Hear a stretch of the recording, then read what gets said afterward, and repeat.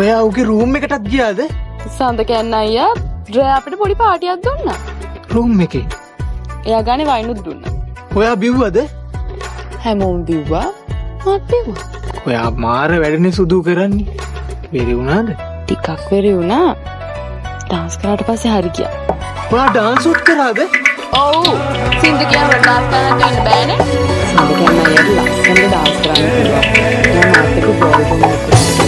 ඔයා උත් එක්ක ඒවත් නැතුව. ඔව්. ඩාන්ස් කරලා මහල් වැඩි කමකට මට එක තැනක නිින්දක්.